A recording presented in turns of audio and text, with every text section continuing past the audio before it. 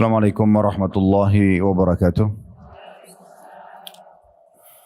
Alhamdulillah, tidak pernah lisan kita sebagai seorang muslim berhenti memuji dan memuja Allah subhanahu wa ta'ala. Sebagai seorang muslim kita sangat meyakini bahwasanya dua susunan kata ini, Alhamdulillah, adalah susunan kata bersyukur dan berterima kasih kepada Allah. Dan Allah menjanjikan kekal dalam kitabnya dalam surah Ibrahim, la in syakartum la azidannakum. Kalau kalian bersyukur maka pasti aku akan tambah. Dan nikmat yang paling terbesar adalah nikmat Islam dan iman itu sendiri. Karena kita dengan Islam dan iman bisa jadi mengenal siapa Tuhan kita Allah subhanahu wa ta'ala. Dan juga tentunya kita dengan mengenal Allah jadi punya panduan hidup. Kita tahu apa yang harus kita kerjakan dan apa yang tidak boleh kita kerjakan. Apa yang bisa kita nikmati dan apa yang tidak bisa kita nikmati. Dari makanan, minuman, pakaian, pendapatan, pergaulan. Dan akhirnya dengan itu hidup seorang muslim akan terpandu dengan baik. Juga tentunya di akhirat nanti akan dibalas dengan nikmat surga yang abadi. Oleh karena itu jadilah sosok muslim yang selalu bersyukur kepada Allah. Selanjutnya kita panjatkan salam hormat kita kepada utusan Allah Nabi besar Muhammad sallallahu alaihi wa ala alihi wa sahbihi wasallam sebagai bentuk kepatuhan kepada Allah karena Allah perintahkan kita untuk sering-sering mengucapkan salam hormat kepada manusia terbaik ini dan juga dijadikan sebagai bentuk ibadah. Satu kali mengucapkan salam hormat akan dibalas oleh Allah Subhanahu wa taala dengan 10 rahmat. Oleh karena itu, jadi dia juga orang yang selalu mengucapkan salam hormat ini. Baik Bapak Ibu sekalian, terutama ibu-ibu, karena mayoritasnya tentu yang hadir ibu-ibu, sebagian bapak-bapak juga ada. Kita melanjutkan bedah buku kita, Kunci Sukses di Alam Kubur, yang ditulis oleh Dr. Ahmad Mustafa Mutawalli Hafidahullah. Dan kita akan masuk insya Allah di kunci sukses yang ke-6. Namun kembali saya ingatkan dan hampir di setiap kita mulai kajian selalu mengingatkan karena judul kita adalah kunci sukses di alam kubur. Maka kuburan adalah sebuah tempat yang harus kita lewati semuanya. Bagaimanapun Bapak Ibu menjaga kesehatannya, kemudian menjaga makanannya, olahraga, istirahat yang cukup. Namun di saat ajal datang pasti semua kita akan meninggal dunia. Dan semua yang apa kita lakukan selama di dunia, kalau sudah sesuai dengan perintah Allah subhanahu wa ta'ala, maka tentu saja kita akan mendapatkan balasan kebaikannya. Dan siapapun yang melakukan perbuatan buruk, dari yang hal-hal melanggar apa yang Allah telah larang, maka juga dia akan mendapatkan hukumannya. فَمَنْ يَعْمَلْ مِثْقَالَ ذَرَّةٍ خَيْرًا يَرَهُ. Siapa yang buat seperti biji sawi dari kebaikan, maka akan diperlihatkan dan akan dia dapat balasannya. وَمَنْ يَعْمَلْ مِثْقَالَ ذَرَّةٍ شَرًّا يَرَهُ. Dan siapa yang berbuat seperti biji sawi dari keburukan akan diperlihatkan dan juga akan dipertanggungjawabkan atau diberikan hukumannya. Setiap orang di antara kita, Bapak Ibu sekalian, bertanggung jawab tentang dirinya sendiri. Dia yang melakukannya, maka dia akan mendapatkan balasannya.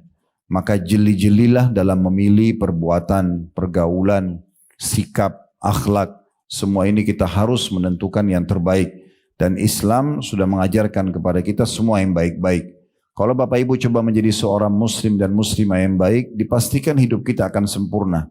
Karena yang diperintahkan adalah jujur, amanah, tanggung jawab, bakti sama orang tua, senyum, bersedekah, semua baik-baik. Dan semua dijanjikan dengan balasan-balasan yang sempurna. Semua punya keutamaan. Bahasa ceramah kita punya fadilah. Jadi enggak ada ruginya kita mengerjakan perintah-perintah agama tersebut karena semuanya baik. Apapun yang agama perintahkan, maka Allah membuat manusia menyukainya. Kita akan suka bergaul dengan orang jujur, orang yang murah senyum, orang yang dermawan, orang yang soleh kalau bahasa ringkas agama kita dan soleha. Maka pasti kita akan merasa nyaman karena kita yakin tidak akan ditipu oleh dia, kita tidak akan disakiti karena orang ini tahu tentang hukum Allah subhanahu wa ta'ala.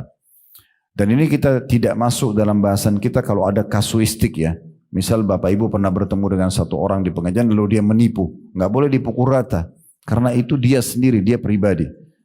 Umumnya majlis ilmu seperti ini, masjid rumah Allah, orang yang menutup aurat dengan baik, itu adalah orang-orang yang baik. Karena tidak mungkin orang mau lowongin waktu duduk ya, sekian lama, sekian jam untuk mendengar, menutup aurat, berhati-hati dalam pendapatan dia di luar sana, kecuali memang karena dia takut kepada Allah Subhanahu wa taala dan dia ingin selamat dari siksa kubur, dari hisab hari kiamat dan masuk neraka. Jadi kalau ada satu dua orang yang salah, itu jangan dijadikan sebagai tolok ukur. Karena memang ada juga sebagian orang yang betul-betul memang tidak ada iman dalam hatinya, dia jadikan majelis ilmu, masjid sebagai tempat untuk menipu, sebagai tempat untuk melakukan pelanggaran-pelanggaran agama, dan itu tidak bisa dijadikan tolok ukur. Karena memang di masa Nabi Muhammad SAW sendiri memang ada orang-orang yang menjadi orang munafik dan ada juga orang yang menjadi pelaku maksiat. Dan di masa Nabi SAW ada pezina yang dicambuk dan dirajam, ada pencuri dipotong tangannya, ada pembunuh dihukum mati, ada juga pelanggar-pelanggar. Tapi mereka tidak bisa dijadikan sebagai tolok ukur kalaupun mereka masuk di komunitas yang baik. Ya. Begitu juga teman-teman sekalian, orang yang melakukan dari keburukan-keburukan, Allah buat di mata manusia dibenci. Pasti kita tidak nyaman bergaul sama pembohong, orang yang kasar, orang yang suka menipu. Sekali aja kita tahu dia punya sifat buruk itu, maka mungkin kita sudah menjauh dari dia. Allah buat memang perbuatan-perbuatan buruk yang Allah haramkan dibenci oleh manusia. Jadi kalau Bapak Ibu sekalian menjadi wanita yang saleh dan laki-laki yang saleh, pastikan Anda akan dicintai oleh makhluk dan dicintai oleh Allah Subhanahu wa taala. Dan kalau Anda buat pelanggaran-pelanggaran agama, Allah benci dan Allah buat makhluk benci.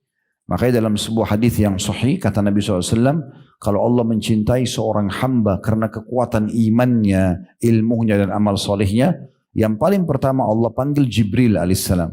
Lalu Allah mengatakan, hai Jibril, sungguhnya aku mencintai fulan, cintailah dia. Allah suruh Jibril mencintai kita. Kemudian lalu Jibril menyeru di langit sambil mengatakan, ya, sesungguhnya, dan disuruhkan juga di bumi, sesungguhnya Allah telah mencintai fulan, maka cintailah dia.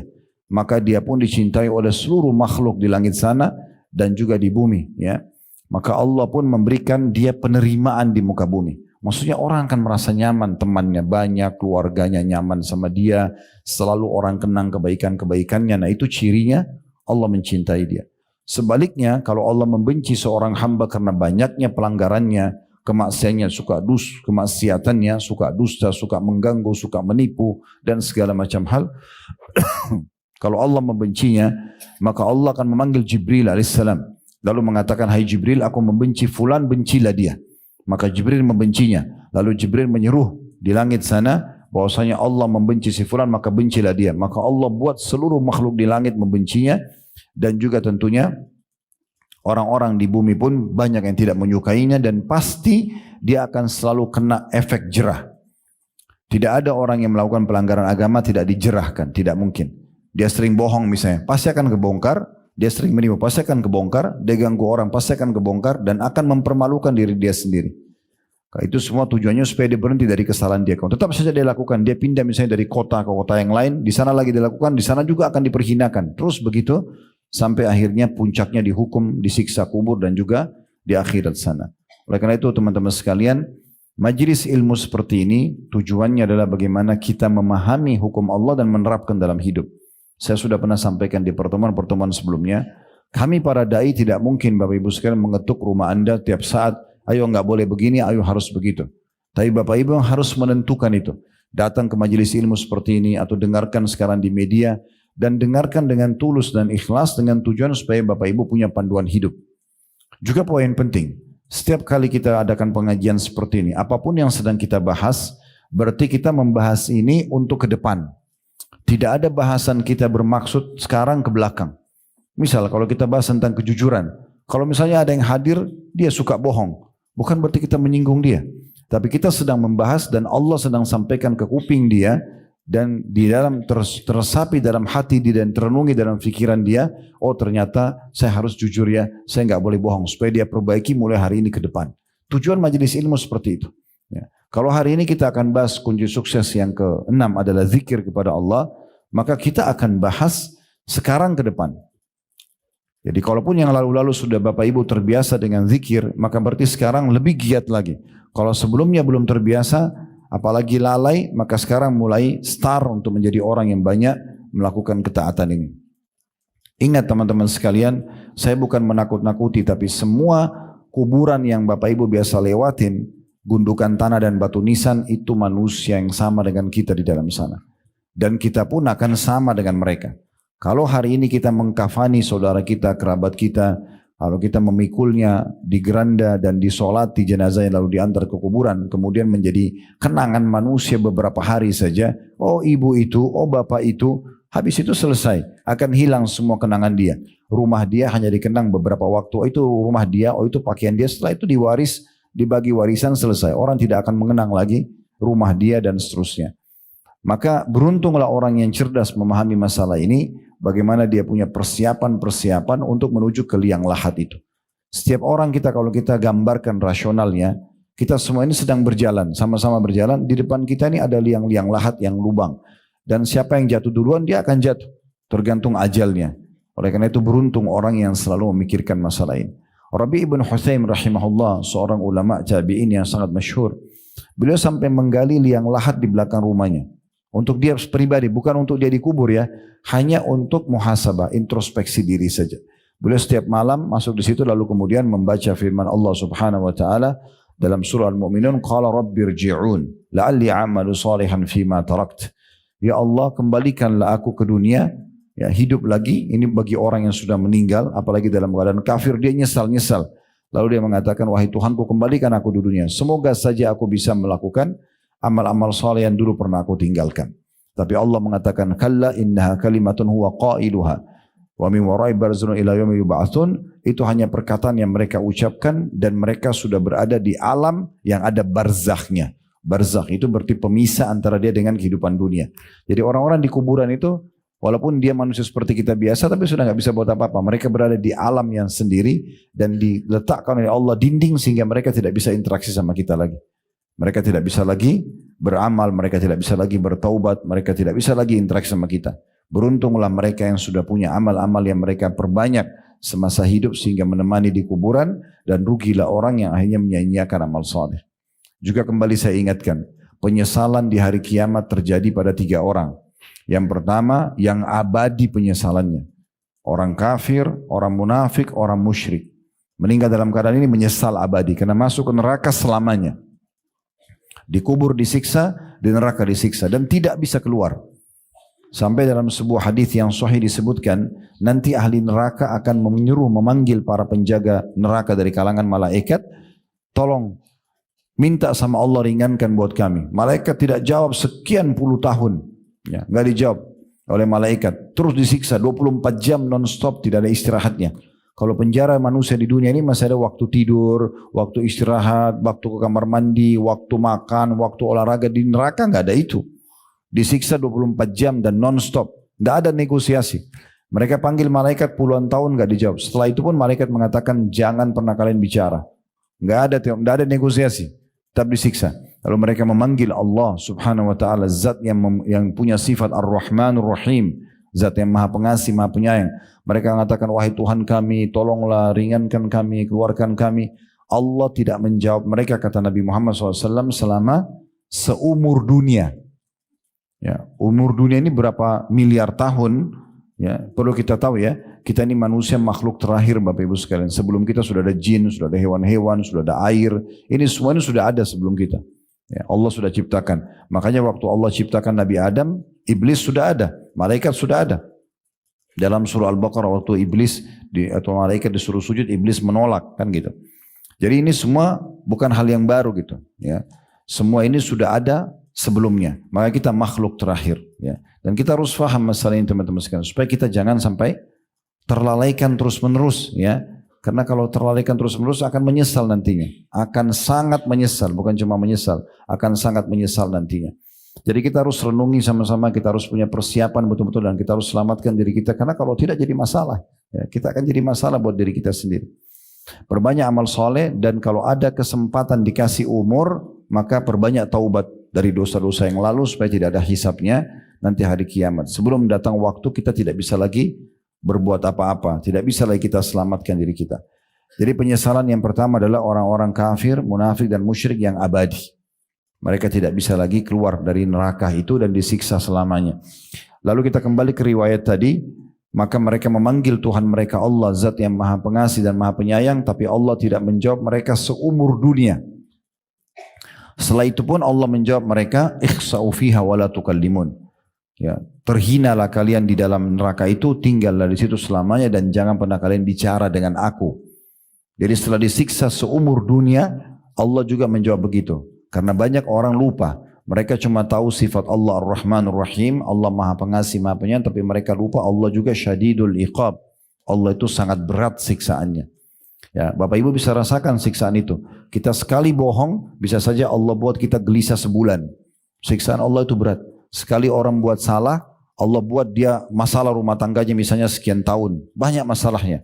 Padahal sebenarnya cuma karena masalah mungkin pernah bohong sekali, mungkin dia pernah menipu sekali, mungkin dia pernah mukul sekali, sudah cukup Allah buat dia berhari-hari gelisah.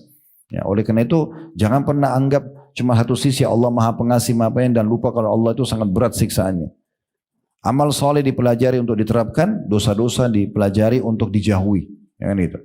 Golongan kedua yang menyesal adalah orang-orang mukmin yang banyak dosanya sehingga dosanya lebih berat daripada amal solehnya. Dikenal dengan usatul mukminin.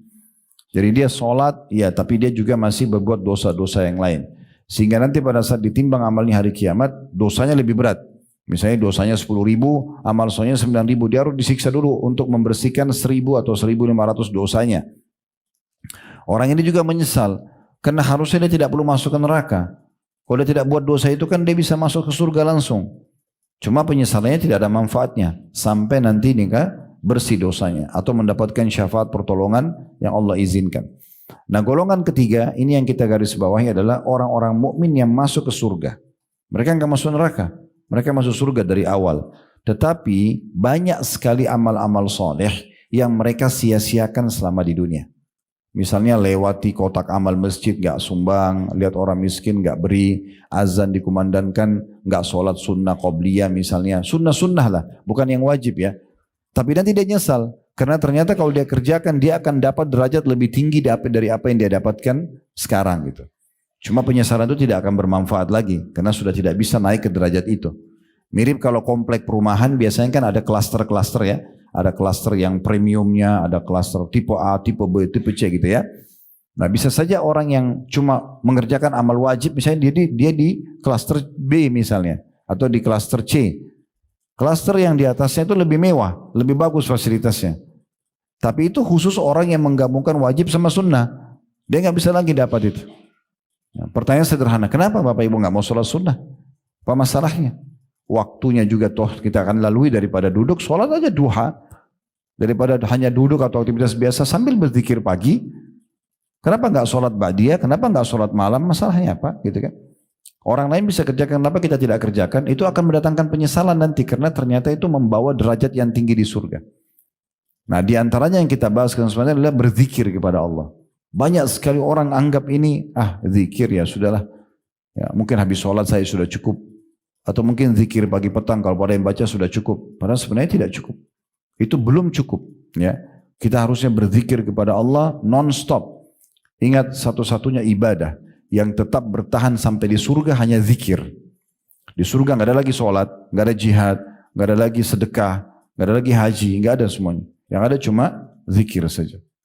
Bahkan nanti dalam riwayat tentang surga mereka akan diilhamkan tasbih ya, sebagaimana kalian diilhamkan nafas. Jadi ahli surga tidak pernah berhenti. Seperti kita bernafas naik turun kita sudah sampai kadang-kadang tidak sadari kalau kita sedang bernafas karena rutinnya. Nah seperti itu nanti ahli surga selalu berzikir. Nah orang yang suka berzikir di dunia maka akan lebih mempermudah dia juga mendapatkan derajat yang tinggi di surga dan akhirnya dia juga lebih mudah berzikir kepada Allah di sana nantinya. Baik, di halaman 23 saya akan bacakan dulu dalil yang diangkat oleh penulis sebuah hadis saja. Nanti baru kita insya Allah lanjutkan dengan syarah dan penjelasan lebih jauh, yaitu kunci sukses yang keenam selamatkan dari siksa kubur berzikir atau mengingat Allah. Disebutkan hadis dari Mu'adz bin Jabal radhiyallahu anhu, beliau mengatakan ma'amila adamiyun amalan anjalahu min azabillahi min dzikrillah. Terjemahannya, tidaklah seorang anak Adam melakukan satu amalan yang lebih menyelamatkannya dari azab Allah dibandingkan zikir pada Allah. Itu hadis ada putut di bawah diriwayatkan oleh Imam Malik, Tirmidzi dan Ibnu Majah.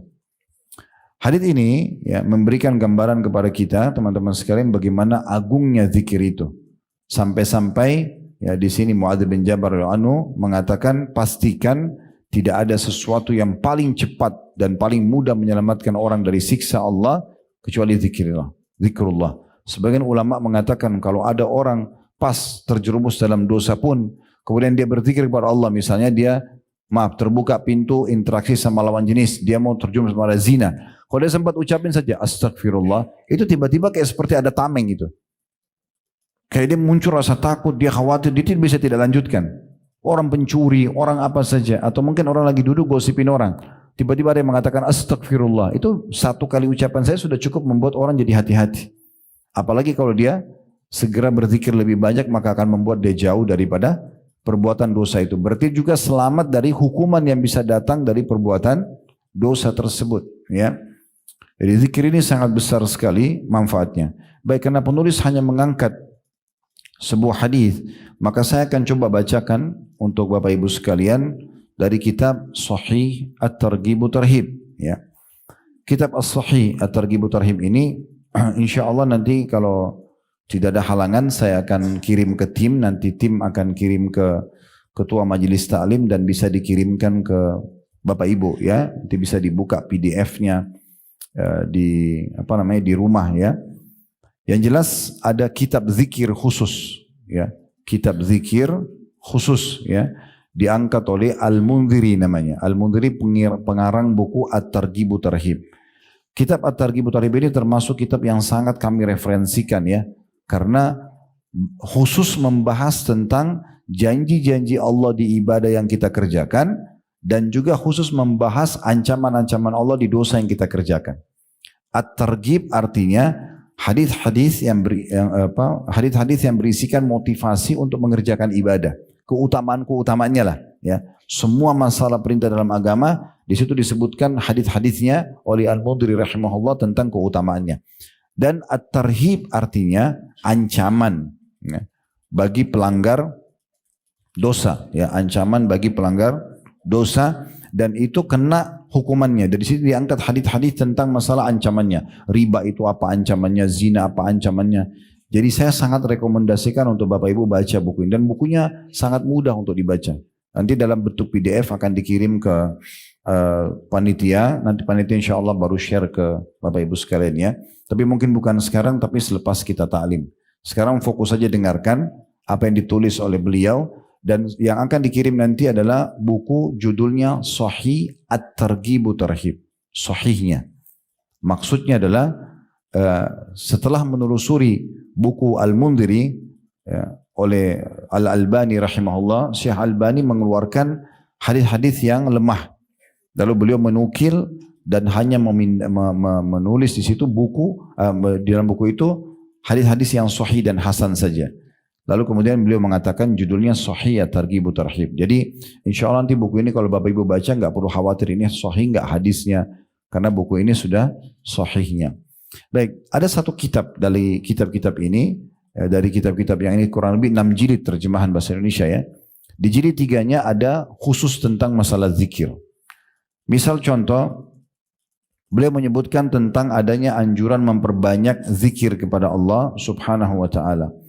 Hadis yang pertama dengan sanad sahih dari hadis Abu Hurairah radhiyallahu anhu bahwasanya Rasulullah SAW bersabda, yaqulullahu ana inda dhanni abdi bi, saya sesuai dengan prasangka hambaku ya. Wa ana ma'hu idza dzakarani, dan aku akan selalu bersamanya kalau dia mengingatku, berzikir kepadaku, maka Allah akan selalu mendampingi kita. Sehingga kalau ada kebutuhan dipenuhi, ada kesalahan kita mohon maaf bisa dimaafkan, ada kejahatan yang akan menimpa kita bisa diselamatkan. Itu maknanya aku akan selalu bersamanya, menjaganya, melindunginya, memenuhi kebutuhannya kalau dia mengingatku. Fa in dzakarani fi nafsihi dzakartuhu fi nafsi. Kalau seandainya dia mengingatku di dirinya, maka aku pun akan mengingatnya di diriku, kata Allah. Wa in zakarani fi mala'in zakartu fi mala'in khair minhum. Kalau dia mengingatku di kerumunan orang banyak, kayak ibu lagi dan bapak sekalian lagi di pasar, lagi di mall, lagi di jalan, tapi sambil berzikir kepada Allah, ya. Maka aku pun akan menyebut-nyebutnya dan mengingatnya di depan kelompok yang lebih baik daripada mereka, maksudnya di depan para malaikat. Allah membanggakan. Ini lihat si fulan atau fulana sedang mengingatku. Ya, Allah membanggakan di depan para malaikat. Wa in taqarraba ilayya shibran taqarrabtu ilaihi dhira'an. Kalau dia mendekatkan diri kepadaku sejengkal saja, aku akan dekatkan diri kepadanya sehasta. Jadi sedikit kita coba dekatkan diri sama Allah kayak begini 1 jam dengerin ceramah misalnya, udah cukup untuk membuat Allah Subhanahu wa taala mendekatkan diri kepada kita. Ya, sedikit kita berusaha, sedikit kita taubat, istighfar beberapa kali, sedikit kita sholat sunnah misalnya sudah cukup kita merasa ada kedekatan diri sama Allah. Kayak lebih hati-hati dari pelanggaran, lebih semangat mengerjakan ibadah, maka sejengkal saja Allah sehasta. Dan kata Allah, wa in taqarraba ilaihi dhira'an taqarrabtu ilaihi ba'an. Kalau dia dekatkan diri kepadaku sehasta, ya, maka aku dekatkan diri kepadanya sedepa. Ya, kalau dia sejengkal aku sesiku, kalau dia sesiku aku selengan gitu ya. Kemudian kalau taqarraba ilayya wa in atani yamshi ataitu harwala. Kalau dia datang kepadaku dengan berjalan, aku akan datang kepadanya dengan berlari kecil. Ya. Jadi maksudnya ini adanya motivasi dari Allah Subhanahu wa taala agar kita banyak berzikir kepada Allah Subhanahu wa taala. Kemudian juga dalam riwayat yang lain dengan sanad sahih. Ya, kalau yang pertama tadi itu diriwayatkan oleh Imam Bukhari tentunya ya hadisnya, dan Imam Muslim. Kalau sekarang ini hadis diriwayatkan oleh Ibnu Majah dengan sanad yang sahih dari hadis Abu Hurairah radhiyallahu anhu, beliau berkata, Inna Allah azza wa jalla yaqul ana ma'abdi idza huwa dzakarani wa taharrakat bi syafatahu. Aku akan terus, kata Allah SWT, bersama dengan hambaku bila ia sibuk mengingatku dan kedua bibirnya terus bergerak untuk menyebut namaku. Jadi Allah selalu bersama, maknanya apa tadi? Allah penuhi kebutuhannya, Allah lindungi kalau dia ada masalah yang akan menimpa dia, atau akan memberikan jalan keluar kalau dia sedang menghadapi masalah sendiri. Jadi kalau ada orang mau jahat sama kita, Allah lindungi. Kalau kita lagi ada masalah, sumpah, sedih, kehilangan sesuatu, Allah akan hibur dan menggantikannya dengan cara berzikir saja. Memperbanyak zikir kepada Allah Subhanahu wa taala. Dalam hadis yang lain, coba dengarkan saja hadis ini dan banyak sekali keutamanya. Di antaranya hadis yang sahih diriwayatkan oleh Tirmidzi dari hadis Abdullah bin Busur radhiyallahu anhu, beliau mengatakan anna rajulan qal, ada seseorang pernah berkata kepada Nabi Muhammad sallallahu alaihi wasallam, ya Rasulullah, wahai Rasulullah, inna syara'il Islam qad kathurat alayya. Sesungguhnya ajaran-ajaran Islam sudah banyak sekali. Maksudnya saya ini mau kerjakan yang mana saya harus pilih dan sudah terlalu banyak, ragamnya banyak. Lalu dia mengatakan, fa akhbirni bi syai'in atashabbatsu bihi. Tolong beritahukan kepadaku di antara semua amalan-amalan itu yang mana yang paling aku harus fokus. Tetap kerjakan, tapi kira-kira aku jangan tinggalkan apa? Supaya betul-betul bisa mendapatkan rahmat Allah, dapat pengampunan, bisa selamat di dunia, datang rezekinya, semua masalah yang bisa terpecahkan di akhirat juga selamat. Maka kata Nabi SAW, qala la yazalu lisanuka ratban min dzikrillah. Ya, kalau kau pengen itu, maka jadikan lisanmu agar selalu basah, ya, berzikir kepada Allah Subhanahu wa taala. Dalam riwayat yang lain juga, teman-teman sekalian, ya, hadis Muadz bin Jabal radhiyallahu anhu, beliau mengatakan, inna akhira kalamin faraktu alaihi Rasulullah sallallahu alaihi wasallam. Sesungguhnya perkataan terakhir sekali dari nasihat Nabi untukku. Muadz bin Jabal ini sahabat Nabi yang mulia dan salah satu dai Nabi. Beliau mengatakan sesungguhnya yang akhir nasihat Nabi sampai kepadaku yaitu waktu saat aku tanya kultu ayyil amali ahabbu ilallah. Aku sempat bertanya, ya Rasulullah, amal apa yang paling Allah cintai? Maka kata Nabi SAW, antamuta wa lisanuka ratbun min dzikrillah. Engkau meninggal dunia dalam kondisi, ya, lisanmu sedang berzikir kepada Allah. Jadi itu amal yang paling luar biasa bisa menyelamatkan dirimu.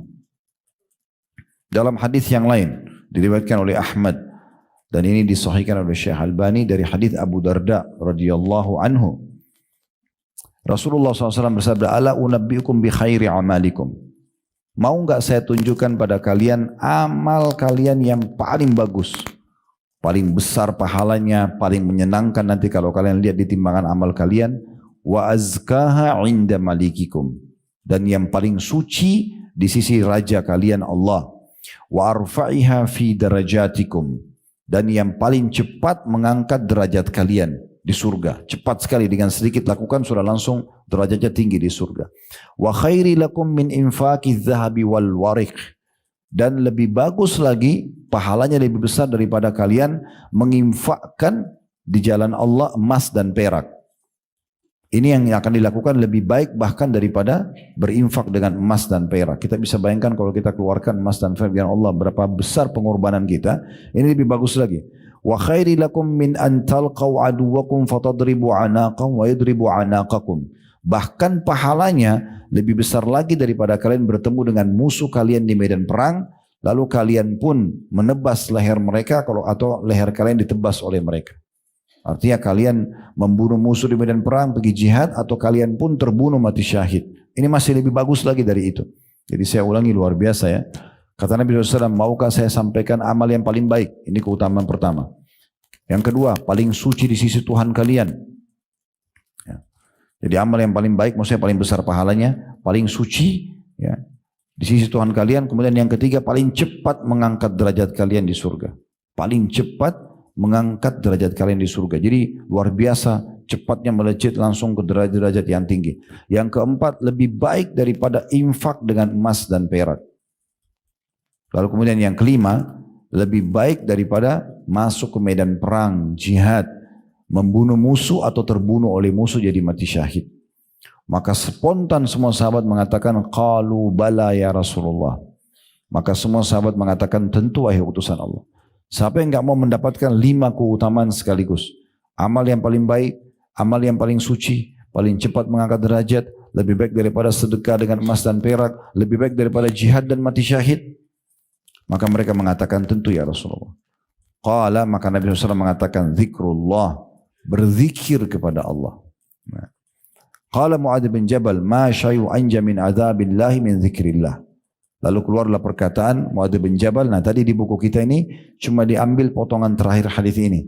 Maka Mu'adz bin Jabal mengatakan, ketahuilah tidak ada yang paling cepat menyelamatkan dari api neraka, dari siksa Allah dibandingkan zikrullah.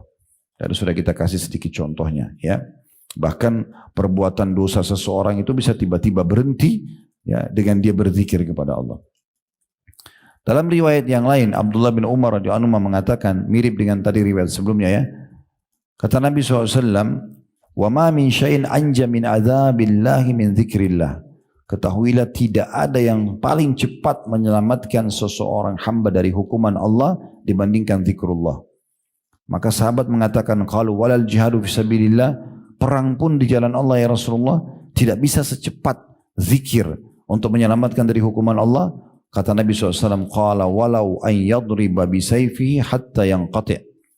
Walaupun orang yang sedang berperang terus ikut berperang sampai pedangnya terputus, apakah dia putus karena membunuh musuh atau dia dibunuh oleh musuh, dia sudah tidak bisa pakai lagi pedangnya.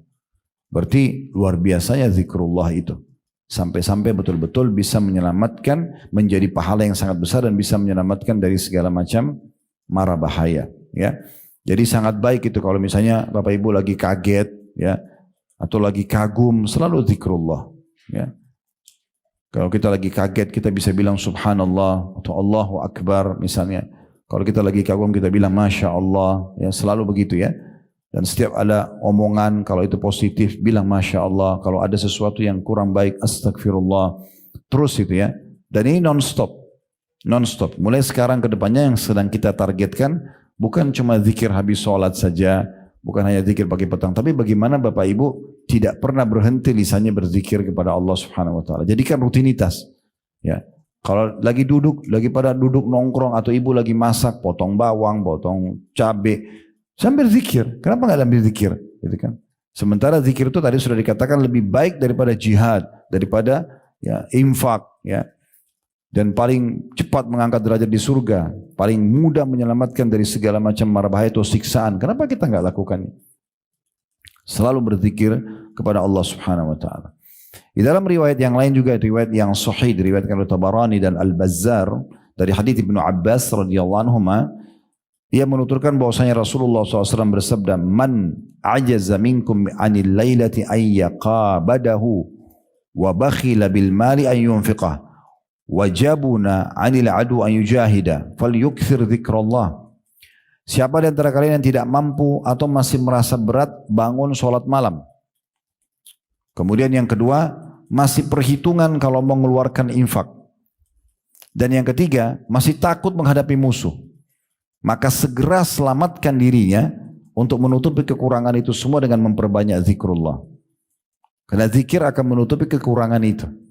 Masih bolong-bolong sholat malamnya, jangan kekurangan zikirnya. Masih kalau berinfak masih cuma 2.000 rupiah terus, nggak pernah nambah-nambah, terus minta sama Allah kesehatan, keselamatan, surga dan neraka, masih pelit, ya. 2.000 tapi mintanya banyak gitu ya. Nah, ikuti sama zikir.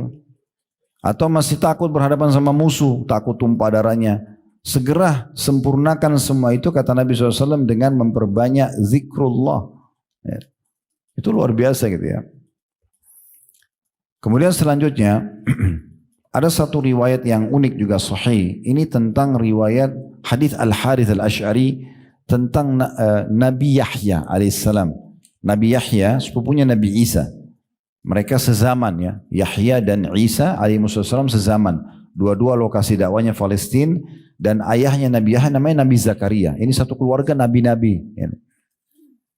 Nah, itu diceritakan kisah mereka cukup banyak dalam surah Al-Anbiya, surah Maryam tentang kisah mereka. Tapi jelas satu waktu pernah Nabi Yahya ini diperintahkan oleh Allah Subhanahu wa taala dan tidak diperintahkan kepada Nabi Isa. Padahal mereka satu lokasi, rumahnya juga bersebelahan, tapi dua-dua nabi. Dan perlu saya sampaikan informasi ya, kalau Nabi Muhammad SAW, Bapak Ibu sekalian itu diutus khusus untuk kaumnya. Nabi-nabi semua sebelum kita diutus untuk kaumnya dan Nabi Muhammad SAW diutus untuk seluruh alam semesta ya. Jadi kalau ada orang-orang Nasrani yang mau coba menyebarkan agama Islam di Indonesia, di Afrika, tidak ada perintah untuk itu. Karena Nabi Isa itu untuk Bani Israel, bukan untuk semua manusia. Ya, makanya lokasi dakwanya Palestina. Ya. Dan nabi-nabi sebelum Nabi Muhammad SAW diutus untuk kaumnya saja. Makanya banyak nabi-nabi sezaman. Seperti Nabi Ibrahim sezaman dengan ponakannya sendiri Nabi Lut. Nabi Ibrahim lokasi dakwanya itu Babilonia, Irak, yang ada Raja Namrud yang Allah binasakan yang coba membakar Nabi Ibrahim. Kemudian beliau pindah setelah itu ke Palestina. Lalu kemudian membawa Hajar dan Ismail ke Mekah. Jadi 3 titik ini saja agamanya Nabi Ibrahim. Nah, Nabi Lut itu tidak diperintahkan oleh Allah jadi nabi dan lokasi dakwahnya Jordania. Kalau meja ini kita bagi dua, ini Palestina tempatnya Nabi Ibrahim, setengahnya Jordan ini daerahnya Nabi Lut. Dipisahin cuma dengan laut mati saja. Tapi sini nabi. Kita sering baca surah Al-Kahfi ya, malam Jumat hari Jumat ya. Ada kisah Nabi siapa di situ? Nabi Khidir ya, yang sezaman dengan Nabi Musa. Sezaman tapi beda lokasi. Kan itu. Nah ini juga Nabi Isa alaihissalam sezaman dengan sepupunya sendiri Nabi Yahya, pamannya Nabi Zakaria, ini satu lokasi. Ini mereka di masa itu khusus untuk kaumnya dan bisa saja satu zaman mereka berapa orang berdakwah. Tapi Nabi Muhammad SAW berbeda. Beliau satu-satunya Nabi yang diutus untuk seluruh alam semesta. Semua orang harus masuk Islam gitu ya, mengetahui tentang Islam. Yang mengikuti beliau selamat, yang tidak tentu akan celaka. Nah seperti itulah yang diajarkan dalam agama Allah Subhanahu wa taala. Nah, kita kembali kepada hadis kita. Nabi Yahya pernah diwahyukan kepada Allah Subhanahu wa taala untuk menyampaikan 5 hal kepada Bani Israel. Tapi ini tidak diperintahkan kepada Nabi Isa. Ya, saya bacakan hadisnya. Nabi SAW mengatakan, Inna Allah auha ila Yahya bin Zakaria bi 5 kalimatin an ya'mala bihinna. Sesungguhnya Allah memerintahkan kepada Nabi Yahya untuk menyampaikan 5 atau mewahyukan 5 kalimat yang dia diperintahkan untuk mengamalkan 5 itu. Wa ya'mur Bani Israel an ya'malu bihinna, dan memerintahkan Bani Israel untuk mengerjakannya. Berarti di sini khususkan untuk Bani Israel.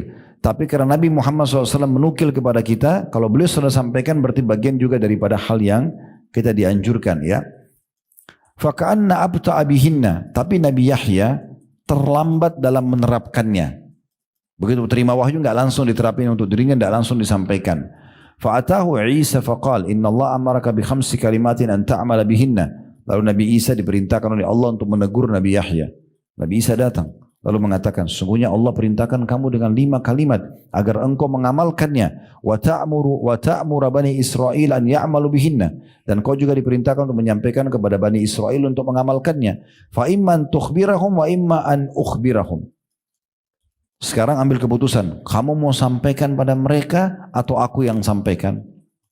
Jadi karena Nabi Yahya terlambat menyampaikan, maka Allah suruh Nabi Isa menyampaikan. Kalau kau tidak sampaikan, Allah suruh saya yang sampaikan loh ini. Maka saat itu, faqala ya akhi la taf'al. Nabi Yahya mengatakan, wahai saudaraku jangan kau lakukan itu. Fa inni akhafu in sabaqtani bihinna an yukhsafa bi aw azab. Karena aku khawatir kalau kau kerjakan itu, malah aku nanti ya akan dihukum oleh Allah, disiksa. Karena ini tugasku, bukan tugasmu gitu ya. Qala fajama'a Bani Israil bi Baitul Maqdis hatta imtala al-masjid. Maka Nabi Yahya pun mengumpulkan Bani Israil kemudian sampai membuat seluruh wilayah Masjid Aqsa itu penuh. Ya, dipenuhi pada saat itu. Ini luar biasanya kalau Bapak Ibu belum pernah ke sana ya, tapi lokasi Masjid Aqsa luas sekali. Sehingga saya 1,4 hektar ya, atau 14 lupa ya, sekitar itu ukurannya. Dan dia bukan kayak Masjid Haram, Masjid Nabawi yang satu masjid lokasi. Dia masjid di depan ada kibli, sini ada Masjid Qubatus Sohra, ada musola-musola kecil, tapi dia satu lokasi. Maka Nabi Muhammad SAW mengatakan, kalau kalian ke Aqsa, sholatlah di mana saja, karena semuanya dihitung Baitul Maqdis dan pahalanya 250 kali lipat, gitu ya, dibandingkan tempat lain. Ya, semoga Allah berikan mereka kemerdekaan ya. Tapi yang jelas Bapak Ibu sekalian di sini dikatakan, dia kumpulkan lalu penuhlah orang-orang pada saat itu. Entah bagaimana kuasa Allah, suara Nabi Yahya sampai ke mereka semua. Waktu itu belum ada pengeras suara, tapi mereka semua mendengarkan. Wa qa'adu 'ala syarafat. Sampai-sampai mereka duduk di beranda-beranda semua pelosok Masjid Aqsa. Thumma khatabahum faqal. Nabi Yahya mulai berkhutbah dan berkata, Inna Allah auha ilayya bi 5 kalimatin an a'mala bihinna wa amura Bani Israel an ya'malu bihinna. Ketahuilah Allah perintahkan kepadaku 5 kalimat yang aku harus amalkan, 5 pesan dan untuk menyampaikan kepada Bani Israel juga untuk mengamalkannya. Awwaluhunna, yang pertama, alla tusyriku billahi syai'a. Jangan pernah kalian menyekutukan Allah dengan sesuatu apapun. Fa inna mathala man asyraka billahi kamathali rajulin ishtara 'abdan min khalisi mali bi dhahabin aw wariq thumma askanahu daran. Faqala i'mal warfa ilayya faja'ala ya'mal wa yarfa ila ghairi sayyidihi fa ayyukum yarda an yakuna 'abduhu kadzalik fa inna Allah khalaqakum wa razaqakum fala tusyriku bihi syai'a. Pesan pertama Allah untukku dan untuk kalian, jangan pernah menyekutukan Allah, partnerkan Allah dengan makhluk, nggak boleh. Ini hukum yang berat sekali ya. Kayak orang sholat baca dalam suratnya iyyaka na'budu wa iyyaka nasta'in, hanya kepadamu kami menyembah dan minta tolong, kemudian dia pergi kuburan sebelah mestinya minta-minta. Mana tadi statement dan komitmen dia mengatakan hanya kepadamu ya Allah, hanya kepadamu, kenapa minta pada kuburan tersebut? Ya, Imam Nawawi rahimahullah mengatakan, saya heran dengan orang yang masih minta-minta pada kuburan, yang dia tahu kuburan itu sebenarnya berisikan manusia seperti dia yang sudah jadi tulang belulang. Gitu kan? Kenapa harus minta sama itu? Dan belum pernah dinukil satu kali pun para sahabat mereka datang setelah Nabi SAW meninggal lalu minta-minta dari kuburan Nabi Muhammad SAW. Dan Aisyah tinggal 30 tahun, ranjangnya dia di sini, di situ kuburan suaminya Nabi SAW. Tidak pernah tuh beliau minta-minta pada Nabi di kuburan. Beliau berdoa kepada Allah Subhanahu wa taala. Dan kita diperintahkan agar minta kepada Allah sampai tali sendal kita pun putus minta kepada Allah. Kata Nabi SAW, minta apapun kepada Tuhan kalian walaupun sampai tali sendal kalian yang putus. Kita disuruh betul-betul manja kepada Allah Subhanahu wa taala. Kurang lebih begitu. Jadi enggak boleh syirik. Termasuk syirik, Bapak Ibu sekalian hati-hati, jangan pakai jimat, pakai susuk ya. Mau buat suami suka, ibu-ibu pakai cara manusia. Ya, cara manusia itu tatapan matanya syahdu, lisannya santun, tangannya ramah, ya baik, disuka sama suaminya itu. Ya, tidak usah bawa foto ke dukun, ya, supaya suka, panggil jin, ini nggak bisa. Syirik kepada Allah, nggak boleh. Kan gitu. Mau laris usahanya, nggak usah pakai kertas-kertas atau kucing yang ayun-ayun tangannya atau, ya.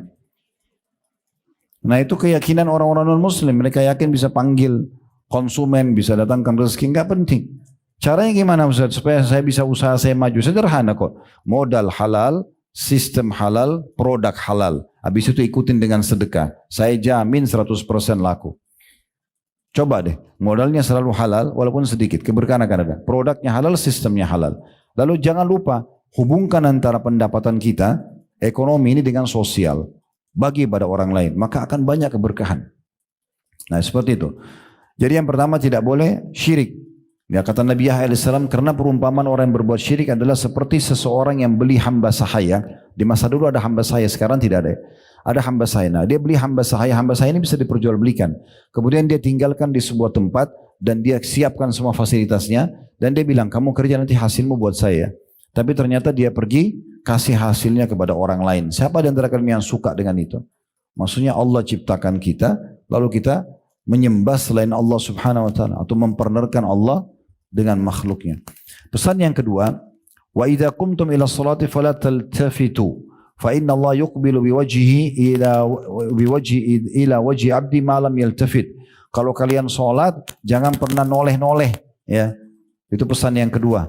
Enggak boleh noleh kiri kanan, lihat sana sini, karena sungguhnya Allah akan mengarahkan wajahnya kepada wajah hambanya selama dia tidak menoleh. Dari nasihat yang kedua ini berarti sholat sudah ada sebelumnya. Jadi sholat itu bukan cuma kita. Semua orang yang beriman sama Allah itu ada perintah sholatnya. Ya. Maka itu kita perlu fahami dan yang penting adalah dalam sholat pesan Allah kepada Nabi Yahya enggak boleh noleh-noleh. Ya. Dan dalam hadis yang lain seorang hamba pada saat dia membuka matanya dan mengarahkan ke tempat sujudnya maka Allah memandang wajahnya sampai dia mengalihkannya. Atau makna hadis begitu. Yang ketiga, wa amurukum bisyami, dan saya perintahkan kalian untuk selalu menjaga puasa. Wajib atau sunnah. Wa mathalu dzalika kamathali rajulin fi isabatin ma'ahu surratan min miskin kulluhum yuhibbu an yajida rihaha wa inna as-siyama atyabu indallahi min rihil misk. Karena perumpamaan puasa itu seperti orang yang bawa tumpukan kayu kecil, tapi di antara kayu itu ada yang mengeluarkan bau kasturi. Maka orang coba cari kayu yang mana nih? Ketahuilah kayu yang kasturi itu adalah puasa. Maksudnya dia amal yang mendatangkan bau yang sangat wangi dan besar pahala di sisi Allah. Yang keempat, wa amurukum bis sadaqah, dan saya perintahkan kalian juga untuk bersedekah. Wa mathalu dzalika kamathali rajulin asarahu al-adu fa'awsaku yadahu ila unuqi wa qarrabu liyadribu unuqa faja'ala yaqul hal lakum an afdi nafsi minkum wa ja'ala yu'til qalila wal katsira hatta fadha nafsahu. Aku perintahkan kalian sedekah karena perumpamaan orang sedekah seperti orang yang ditangkap oleh satu kelompok musuh, tangannya dibelenggu di lehernya dan didatangkan di sebuah tempat untuk dipenggal lehernya. Tetapi dia mengatakan, dia negosiasi, dia mengatakan, mau enggak saya tidak dipenggal tapi dengan cara saya tebus diri saya dengan harta saya. Maka dia terus menebus dengan sedikit dan banyak sampai akhirnya dia selamat gak jadi dipenggal. Nah di sini ulama memaknakan, maknanya orang kalau sering sedekah, maka sedekah itu juga akan membantu dia supaya tidak kena hukuman-hukuman Allah Subhanahu wa taala. Nah yang terakhir ini jadi saksi bahasan kita yang kelima, wa amurukum bidzikrillahi katsira. Dan aku perintahkan kepada kalian agar berzikir kepada Allah tapi dengan zikir yang banyak. Bukan kapan ada waktu tapi memang dia harus meluangkan waktunya. Bukan kapan dia mau tapi memang dia harus maukan dirinya. Dia paksakan, ya. Bukan hanya sekedar kewajiban misalnya yang dibebankan misalnya habis sholat subhanallah 33, alhamdulillah 30, Allah Akbar. Tapi dia zikir lebih banyak daripada itu. Selepas tentunya sholat, ya. Karena kalau ada penentuan jumlah, tempat, waktu, ya kita tidak boleh tambah dan kurangi. Nabi SAW mengatakan zikir habis sholat subhanallah 33, alhamdulillah 30, Allah Akbar 33. Jangan bilang oh saya mampu baca 35. Nabi sudah tentuin jumlahnya, tempatnya dan jenisnya, udah. Tapi baca subhanallah selain habis sholat boleh banyak. Boleh 100, boleh 1000 gitu kan. Nah kata Nabi Yahya, yang kelima adalah saya diperintahkan untuk mengamalkan dan kalian juga amalkan untuk banyak berzikir kepada Allah. Wa mathalu dzalika kamathali rajulin talabahu al-adu sira'an fi athari. Karena perumpamaan orang yang berzikir seperti orang yang sedang dikejar oleh musuh dan musuh berhasil mendapat jejaknya. Artinya dia sudah akan dibunuh oleh musuh. Hatta ata hisnan hasina, sampai dia menemukan sebuah benteng yang kokoh. Fa ahraza nafsahu fihi, maka dia masuk melindungkan dirinya dalam benteng tersebut. Wa kadzalikal abdu la yanju minasyaitani illa bidzikrillah. Oleh karena itu ketahuilah seperti itulah perumpamaan seorang hamba, dia tidak akan mungkin selamat dari syaitan kecuali dengan zikrullah. Jadi ini poin teman-teman sekalian yang juga perlu digarisbawahi berumpamaan dengan zikir. Di antaranya juga hadis Nabi SAW dengan hadis yang sahih dari hadis Abu Musa al-Ash'ari radhiyallahu anhu, Nabi SAW bersabda, "Mathalul ladzi yadhkuru rabbahu wal ladzi la yadhkuru rabbahu mathalul hayy wal mayyit." Perumpamaan orang yang berzikir kepada Allah dengan orang yang tidak berzikir kepada Allah seperti orang yang hidup dan orang yang mati. Kita bisa bandingkan, orang yang hidup masih bisa melihat, bisa ngomong, bisa aktivitas, yang mati sama sekali tidak bisa. Di dekat kantor kami pernah sholat Jumat, dan kebetulan saya duduk di saf itu ada jenazah mau disolatin habis Jumat, sebelahnya karena tempatnya mestinya kecil, nggak besar, jadi paling pojok misalnya sebelah sana ditaruh ada geranda jenazah, di saf awal ini semua orang sholat gitu. Terus saya kebetulan melihat kondisi itu sambil mendengarkan khutbah, sambil saya merenung gitu. Subhanallah, orang yang jadi di geranda sekarang yang sebentar lagi mau disolatin ini manusia seperti kita. Baru beberapa jam yang lalu dia masih bisa sholat, masih bisa zikir, masih bisa segala macam. Tapi sudah mati, udah nggak bisa buat apa. Andai saja dia dikasih kesempatan ngomong, pasti dia akan bilang, saya juga mau ikut sholat. Ya. Saya juga mau berzikir gitu kan. Tapi sudah tidak bisa. Nah kemudian saya coba renungi hadis ini. Perumpamaan orang yang berzikir dan orang yang tidak berzikir seperti orang yang mati dan orang yang zikir hidup. Orang yang mati itu adalah orang yang tidak berzikir. Artinya betul-betul perbedaannya antara langit sama bumi. Akan sangat banyak penyesalan dari orang yang tidak berzikir kepada Allah di hari kiamat nanti. Karena seperti orang yang vakum, dia tidak bergerak.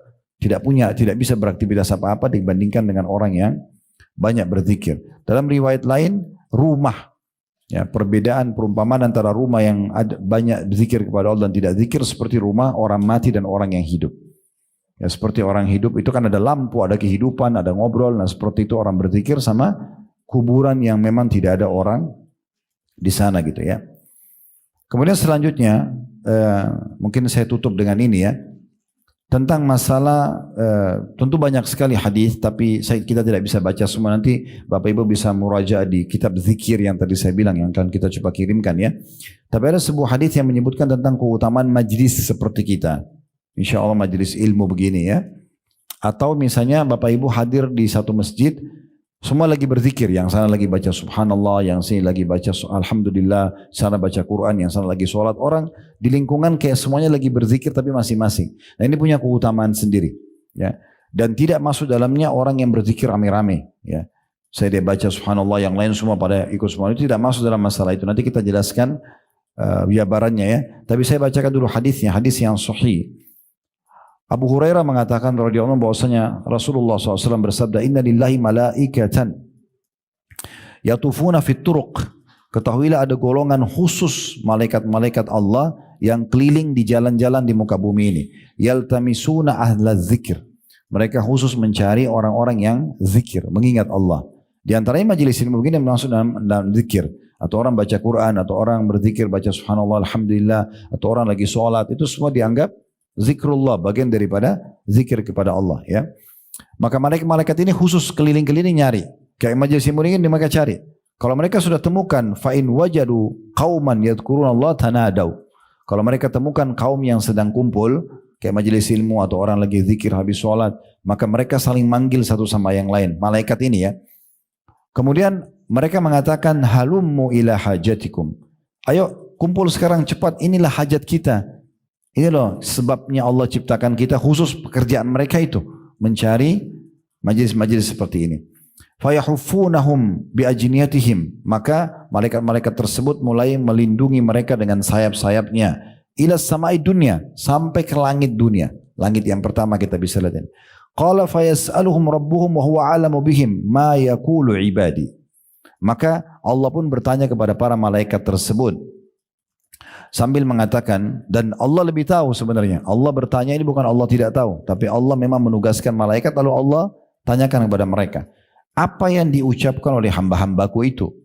Qala yaquluna yusabbihunak. Maka para malaikat mengatakan mereka bertasbih kepadamu ya Allah, wa yukabbirunak, mereka bertakbir kepadamu. Mereka bilang subhanallah, mereka bilang Allahu akbar, wa yahmadunak, dan mereka mengatakan alhamdulillah, wa yumajjidunak, dan mengagungkanmu ya Allah. Qala fayaqulu har ra'uni, maka Allah berfirman, apakah mereka sudah melihatku? Maka para malaikat mengatakan tentunya, fayaqulun la wallahi ya rabbi ma ra'auk, demi Allah mereka belum melihat engkau ya Allah. Qala fayaqul kaifa ra'uni, maka Allah pun berfirman kepada para malaikat, bagaimana kalau mereka melihatku? Maka malah malaikat mengatakan, "Lau ra'auka kanu ashadda laka ibadatan." Kalau mereka melihatmu ya Allah sebagaimana kami bisa bertemu denganmu, maka pasti mereka akan lebih kuat lagi dalam beribadah, wa ashadda laka tamjidan, dan akan lebih memuliakanmu lagi, wa aktsara laka tasbihan, dan lebih banyak lagi bertasbih kepadamu. Qala fayaqulu fama yas'aluni, maka Allah bertanya lagi kepada para malaikat, mereka mohon apa kepadaku? Qala fayaqulun yas'alunakal jannah, maka para malaikat mengatakan mereka mau surgamu ya Allah. Orang dulu di majelis ilmu, orang berzikir, orang sholat, orang ngaji untuk apa? Untuk masuk surga. Mereka mohon surga ya Allah. Qala fayaqul wa hal ra'uha, maka Allah mau tanya lagi kepada malaikat, mereka sudah lihat surga itu? Qala fayaquluna la wallahi ya Rabbi ma ra'uha. Maka para malaikat spontan mengatakan tidak, demi Allah mereka belum melihat wahai Tuhan kami. Fayaqul, maka Allah pun berfirman, fa kaifa law ra'uha, bagaimana kalau mereka sudah melihat surga itu? Qala yaqulun, maka para malaikat mengatakan, law annahum ra'auha kanu ashadda 'alaiha hirsa. Kalau mereka lihat pasti mereka akan lebih menjaga lagi. Wa ashadda laha talaban, dan mereka lebih giat untuk memohonnya. Wa a'zama fiha raqbah, dan lebih semangat lagi untuk mengejarnya. Qala fa mimma yata'awwadun. Allah tanya lagi kepada para malaikat, mereka berlindung dari apa? Qala yaqulun minan nar. Maka malaikat mengatakan mereka berlindung dari api neraka. Tujuannya kita duduk dalam majelis ilmu, kita sholat, kita berzikir kan supaya selamat dari neraka. Qala fayaqul wa hal ra'uha, maka Allah berkata, apakah mereka sudah melihat neraka itu? Qala yaquluna la wallahi ya Rabbi wallahi ma ra'uha. Mereka mengatakan tidak, demi Allah mereka belum melihatnya. Qala fayaqul fa kaifa ra'uha. Lalu bagaimana kalau mereka sudah melihat neraka itu? Qala yaqulun, maka para malaikat mengatakan law ra'auha kanu ashadda minha firara. Kalau mereka lihat pasti mereka akan lebih menjauhkan diri, lari darinya, wa ashadda laha makhafa, dan pasti lebih takut lagi. Qala fayaqul, lalu kemudian Allah pun berfirman kepada para malaikat, ushhidukum anni qad ghafartu lahum. Aku menjadikan kalian saksi bahwasanya aku sudah memaafkan dosa-dosa mereka. Qala yaqulu malakum minal malaika. Maka ada satu malaikat tiba-tiba nyeletuk mengatakan, ya, ngomong, fihim fulanun laisa minhum. Tapi dalam majlis itu ya Rasul, ya Allah, dalam majlis ilmu mereka, dalam sholat mereka, ada orang datang tapi bukan dari golongan mereka. Tujuannya datang ke sini mau ketemu teman, bukan mau pengajian misalnya. Bagaimana? Apa dapat juga gitu? Maka apa kata Allah SWT, ini karena berkahnya orang yang kumpul, ya karena ingin mengingat Allah. Innama ja'a lihaja, kan datang karena ada hajatnya saja. Qala humul qaumu la yashqa bihim jalisuhum. Kata Allah Subhanahu wa taala, mereka kaum yang tidak akan membuat orang-orang yang ikut bersama mereka itu rugi, ya. Artinya dapat juga orang itu. Ya. Karena keberkahan majlis itu sendiri, ya. Dalam riwayat lain saya langsung terjemahkan karena mirip ya, tapi cukup panjang. Sesungguhnya Allah Tabaraka wa taala memiliki malaikat-malaikat yang terpuji, terpilih secara khusus. Mereka selalu mencari majelis-majelis ilmu dan majelis zikir. Kalau mereka mendapatkan majelis tersebut, maka mereka duduk bersama orang-orang itu sambil mereka melindungi satu sama yang lain dengan sayapnya sampai mereka memenuhi tempat itu dan memenuhi sampai ke langit. Kalau mereka sudah selesai dan mereka naik kembali ke langit bertemu dengan Allah, Allah pun bertanya kepada mereka dan Allah lebih tahu. Dari mana kalian? Mereka mengatakan, kami datang dari hamba-hambamu ya Allah di bumi yang sedang bertasbih kepadamu, bertakbir kepadamu, mengucapkan la ilaha illallah, ya. Kemudian juga memujimu dan juga memohon kepadamu. Lalu kemudian Allah mengatakan, apa yang mereka minta? Para malaikat mengatakan mereka minta surgamu. Kata Allah, apakah mereka sudah lihat surga itu? Kata para malaikat, tidak wahai Tuhanku. Maka kata malaikat, atau tidak wahai Tuhan kami. Lalu kata Allah, bagaimana kalau mereka melihat surgaku? Lalu Allah bertanya lagi, dari apa mereka berlindung? Kata para malaikat, mereka berlindung ya dari apimu ya Allah. Ya. Kemudian kata Allah SWT, apakah mereka telah melihat neraka itu? Kata para malaikat, belum. Lalu kata Allah, bagaimana kalau mereka melihat? Lalu kemudian kata para malaikat, mereka memohon ampun juga kepadamu ya Allah. Lalu kata Allah SWT, ya, aku telah ampuni mereka dan aku sudah berikan apa yang mereka minta dan aku juga sudah menyelamatkan mereka dari apa yang mereka khawatirkan. Lalu kemudian mereka mengatakan, wahai Tuhan kami, ada di antara mereka pelaku dosa. Dalam majlis ilmu itu ada pelaku dosa, yang datang ke masjid itu ada pelaku dosa, ya. Dia kebetulan lewat, dia lihat ramai, dia ikut. Gitu kan. Maka kata Allah SWT, aku juga ampuni orang itu. Ya. Karena sesungguhnya kaum yang sedang berkumpul tidak akan merugikan siapapun yang ikut bersama mereka. Nah, ini berarti menandakan luar biasanya kedudukan majelis ilmu itu. Ya. Sampai seperti itu ya. Ini majelis zikir. Nah kemudian teman-teman sekalian perlu kita garis bawahi, tadi saya bilang, tidak masuk dalamnya orang kalau zikir rame-rame. Ya. Karena pernah terjadi di masa Abdullah bin Mas'ud radhiyallahu anhu, di masa tabi'in pernah ada orang di masjid, dia duduk sambil dia pegang batu, kemudian dia berkata subhanallah, yang lain semua ikut subhanallah, alhamdulillah, alhamdulillah, semua rame-rame gitu. Lalu kemudian Abdullah bin Mas'ud menegur sambil mengatakan, begitu cepatnya kecelakaan dan kebinasaan bisa pada kalian. Lalu yang pimpin mengatakan, wahai Abu Abdurrahman, ini maksudnya julukannya Abdullah bin Mas'ud, kami hanya ingin kebaikan. Ya. Kami kan berpikir baik. Maka kata Abdullah bin Mas'ud menegur kurang lebih maknanya, kalian ingin kebaikan tapi berapa banyak orang yang mau kebaikan tapi tidak sampai kepadanya. Bukankah Rasulullah SAW baru saja meninggal, rumahnya masih ada, pakainya masih ada. Kok bisa kalian buat sesuatu yang Nabi tidak contohkan? Jadi maksudnya kalau kita mau pahala juga kita harus perhatikan baik-baik, ya, supaya betul-betul sesuai dengan apa yang Allah Subhanahu Wa Taala perintahkan. Ya. Kemudian juga saya akan tutup dengan satu hadis lagi. Nanti itu besok kita buka pertanyaan dan juga beberapa riwayat tentang orang-orang saleh kalau mereka berzikir kepada Allah seperti apa ya. Riwayat ini adalah seorang wanita bernama Yusairah radhiyallahu anha, ini wanita seorang muhajirah dari Mekah. Dia mengatakan, qala lana Rasulullah sallallahu alaihi wasallam alaikunna bit tasbihi wat tahlili wat taqdisi waqidna bil anamil fa innahunna mas'ulatun mustantaqatun wala takfulna fatansayna rahma. Bahwasanya Rasulullah SAW mengatakan kepada kami kaum wanita waktu itu, ya, karena wanita yang menyampaikan dan ada pengajian buat ibu-ibu pada satu dari Nabi SAW. Nabi SAW mengatakan, hendaklah kalian selalu bertasbih, bilang subhanallah, selalu bertahlil, mengatakan la ilaha illallah, selalu bertakdis atau mensucikan Allah, mengatakan subhanallah. Dan hitunglah dengan ujung-ujung jari kalian. Hitung dengan jari-jari kita, sudah ada garisnya Allah kasih, tinggal kita hitung, ya. Kemudian dikatakan, karena itu semua akan ditanya dan diajak bicara nanti pada hari kiamat. Jangan kalian lalai yang membuat kalian lupa dengan rahmat Allah.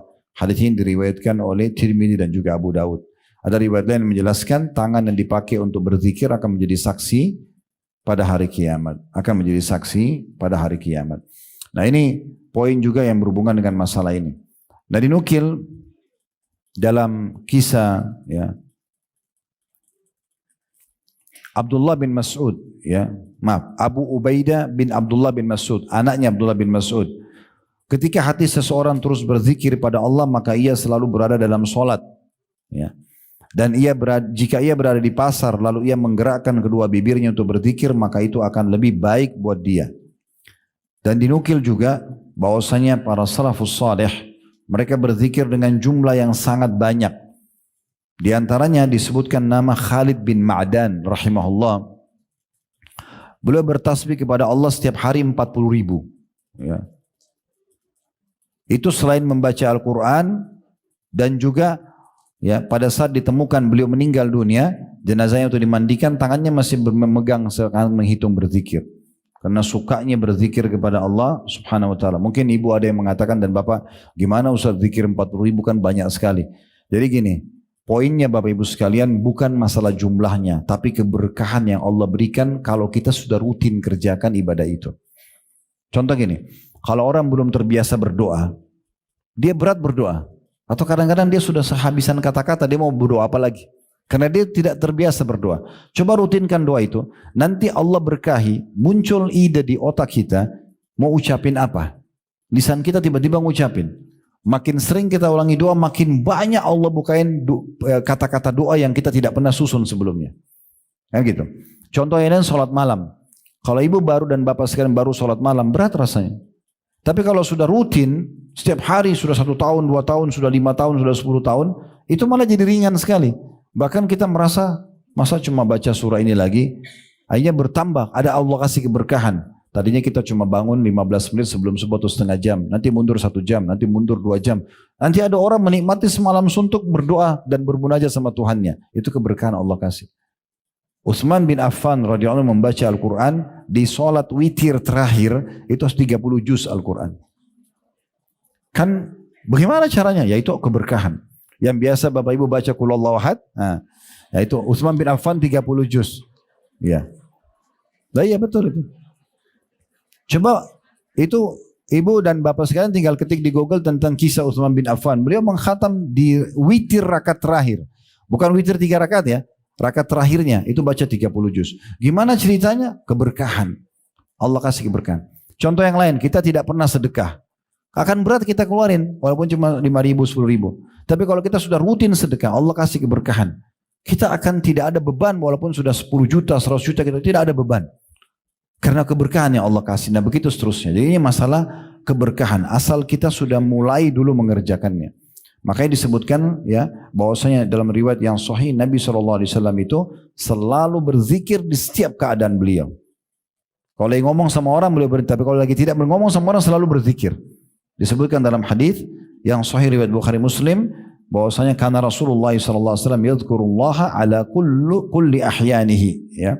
Ala kulli ahyanihi. Kalau Nabi SAW selalu berzikir dalam setiap keadaannya. Jadi rutinkan aja. Ya. Dan zikir kan tidak terlalu banyak lafadznya ya. Ada astagfirullah, ada salawat, dan kalau mau lebih pendek kita baca Allahumma salli ala Muhammad itu ya.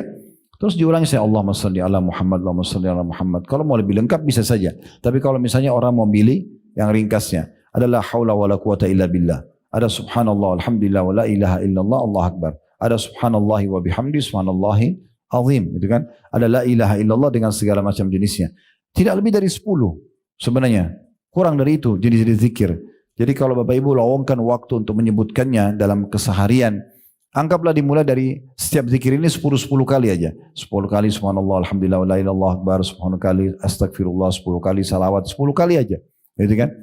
Di antara contoh kata Nabi SAW, siapa yang baca salawat kepadaku 10 kali di pagi hari, 10 kali di sore hari, maka akan dapat syafaatku hari kiamat.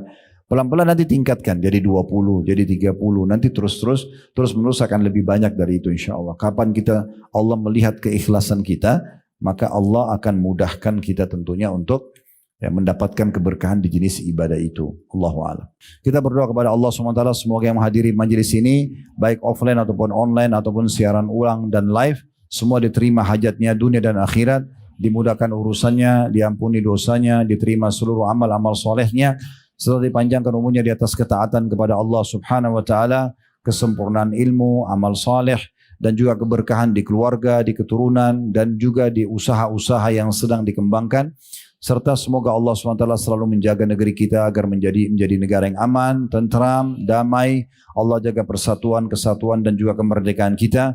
Dan Allah berikan petunjuk kepada pemimpin untuk menjalankan tugas dan amanah dengan baik, sesuai dengan syariat dan apa yang Allah halalkan tentunya, dan menjadikan masyarakat negara masyarakat yang gotong royong dengan pemerintah untuk menjaga persatuan, kesatuan dan juga kemerdekaan kita.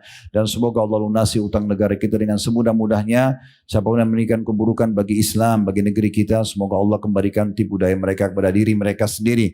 Dan kita doakan saudara kita di Palestina, terutama di Gaza dan Rafah secara khusus, dan dimanapun yang sedang tertindas, semoga Allah ikhlaskan niat mereka, terima para syuhada mereka, mulakan Islam di tangan mereka dan tangan kita semua, dan semoga Allah Subhanahu wa taala ikut sertakan kita bersama mereka di pahala, baik dengan doa, dengan harta, juga dengan jiwa kita. Dan semoga Allah menyatukan kita semua di surga Firdausya tanpa hisab, mana disatukan dalam majlis ilmu yang mulia ini. Allahumma amin. Wa sallallahu ala nabiyina Muhammadin wa alihi wasallam. Walhamdulillahi rabbil alamin. Subhanakallahumma bihamdika asyhadu an la ilaha illa anta astaghfiruka wa atubu ilaik. Wassalamualaikum warahmatullahi wabarakatuh.